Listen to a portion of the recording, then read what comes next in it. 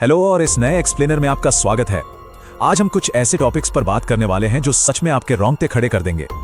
देखिए, साइंस ने आज कितनी भी तरक्की कर ली हो, लेकिन हमारे इतिहास में कुछ ऐसी पहेलियां और मिस्ट्रीज मौजूद हैं जो आज भी बड़े बड़े साइंटिस्ट के पसीने छुड़ा देती हैं। आज हम बिना किसी लाग लपेट के सीधे तथ्यों और सबूतों के जरिए इन्हीं रहस्यों की गहराई में उतरने वाले हैं। अब आपके मन में यह सवाल आ सकता है कि क्या साइंस के पास हर चीज का जवाब मौजूद है? सच कहूं तो बिल्कुल नहीं। स्थापित तथ्यों और हमारे अतीत के उन बड़े अज्ञात हिस्सों के बीच एक बहुत ही रोमांचक सी लाइन है, और आज हम उसी लाइन के उस पार देखने की कोशिश करेंगे जहां विज्ञान भी पूरी तरह से खामोश हो जाता है। तो चलिए बिना किसी देरी के इस मिस्ट्री राइड को शुरू करते हैं। इस सफर में हम विशाल भौगोलिक अजूबों से लेकर छोटी छोटी मानवीय पहेलियों तक सब कुछ खंगालने वाले हैं। हमारी पहली मंजिल है जापान के तट से दूर योनागुनी मॉन्यूमेंट। जरा इमेजिन कीजिए, 1980 के दशक की बात है। एक लोकल डाइवर ठंडे समुद्र में शार्क ढूंढने उतरा था, लेकिन शार्क की जगह उसे जो मिला उसने दुनिया के होश उड़ा दिए।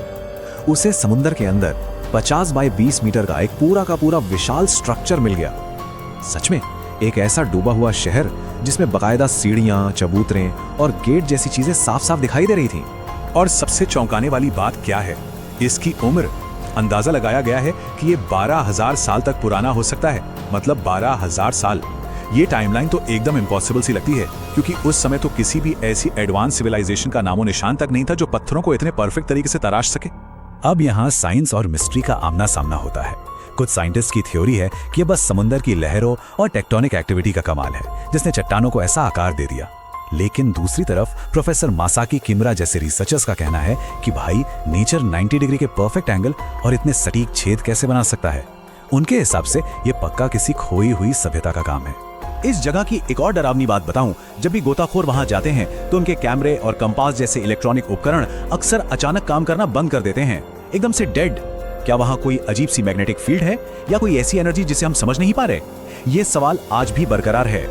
खैर, ठंडे समुद्र से निकलकर आप सीधा चलते हैं पेरू के एकदम गर्म रेगिस्तान में, नाज़का लाइंस की तरफ। सोचिए, आप एक तपते हुए रेगिस्तान में चल रहे हैं और अचानक आपको जमीन पर लेजर जैसी सीधी रेखाएं दिखने लगे। इन आकृतियों का स्केल अनबिलीवेबल है। बनाने वालों ने सिर्फ ऊपर की रेत हटाकर नीचे की डार्क मिट्टी से इतने बड़े बड़े जानवर बना दिए हैं। एक बंदर जो करीब 93 मीटर लंबा है और एक चिड़िया जो 300 मीटर तक फैली है। जमीन से ये सिर्फ कुछ रेखाएं लगती हैं, लेकिन आसमान से देखने पर ये किसी मास्टरपीस की तरह उभर कर आती हैं। अब ये बनाई क्यों गई, इसके लिए एक टर्म समझना होगा, सोल्स्टाइस यानी संक्रांति। साल के वो दिन जब सूरज अपनी मैक्सिमम या मिनिमम पोजीशन पर होता है। हैरानी की बात यह है कि इनमें से कुछ परफेक्टली सीधी रेखाएं एकदम सटीक तरीके से इसी सोल्स्टाइस की तरफ इशारा करती हैं, और यहीं से इनके पर्पस को लेकर सबसे बड़ी थ्योरीज निकल कर आती हैं। अब इस पॉइंट पर गौर कीजिए, ये बहुत दिलचस्प है। एक तरफ तो ये प्रैक्टिकल थ्योरी है कि ये कोई एस्ट्रोनॉमिकल कैलेंडर था जिन्हें तारों या पानी को ट्रैक करने के लिए बनाया गया था, लेकिन दूसरी तरफ 1960s के दशक में एरिक वॉन डेनेकन ने एक गजब की थ्योरी दी कि ये आकृतियां असल में प्राचीन एलियंस के विमानों के लिए रनवे थे। सवाल तो बनता है ना, एक ऐसी सभ्यता जिसके पास उड़ने का कोई भी साधन नहीं था, उसने ऐसा डिजाइन कैसे तैयार कर लिया जो सिर्फ आसमान से ही परफेक्ट दिखता है? जमीन पर रहकर इतनी अचूक आकृतियां उकेरना ये प्राचीन इंजीनियरिंग का एक ऐसा नमूना है जो दिमाग घुमा देता है। चलिए अब रेगिस्तान से आगे बढ़ते हैं और बात करते हैं इंग्लैंड के सैलिसबरी प्लेन में मौजूद 5000 साल पुराने स्टोनहेंज की। जरा इस नंबर पर ध्यान दीजिए, 25 टन। एक एक पत्थर का वजन इतना ज्यादा है और इन्हें बिना किसी क्रेन या आज के बड़े ट्रकों के वेल से 240 किलोमीटर दूर तक घसीटकर यहां लाया गया था। सोचिए, उस जमाने में लोगों ने ये कैसे किया होगा? स्टोनहेंज को लेकर सबसे कॉमन विचार यही है कि ये एक एस्ट्रोनॉमिकल वेधशाला यानी ऑब्जर्वेटरी थी, लेकिन 2008 की एक रिसर्च ने कहानी में नया ट्विस्ट ला दिया। पता चला कि इन पत्थरों में कुछ खास अकाउस्टिक यानी ध्वनि के गुण हैं। अगर इनके बीच आवाज की जाए तो वो किसी रॉक कॉन्सर्ट की तरह गूंजती है। तो क्या ये कोई प्राचीन हीलिंग या म्यूजिकल सेंटर था? तो आखिर इस मॉन्यूमेंट के पीछे किसका दिमाग था? क्या ये किसी जादूगर का काम था या एलियंस की मदद ली गई थी, या फिर ये हमारे प्राचीन इंसानों का ही कोई गजब का मास्टरमाइंड आइडिया था? आप खुद तय कीजिए। बड़े मॉन्यूमेंट से हटकर अब उन मिस्ट्रीज पर आते हैं जिन्हें आप अपने हाथों में पकड़ सकते हैं। वॉयनेच मैन्युस्क्रिप्ट और ट्यूरिन का कफन। 1912 में मिली ये वॉयनेच मैन्युस्क्रिप्ट सच में एक बड़ा सिरदर्द है। कार्बन डेटिंग से ये तो पक्का हो गया है कि ये 24 पन्नों की किताब 15वीं सदी की है, लेकिन मिस्ट्री ये है कि इसमें बनी अजीब अजीब पेड़ पौधों की ड्राइंग्स और इसकी अनजान भाषा को दुनिया का कोई भी टॉप क्रिप्टोग्राफर, यहाँ तक कि आज का एडवांस्ड एआई भी डिकोड नहीं कर पाया है। इस किताब को लेकर भी दो अलग अलग राय हैं।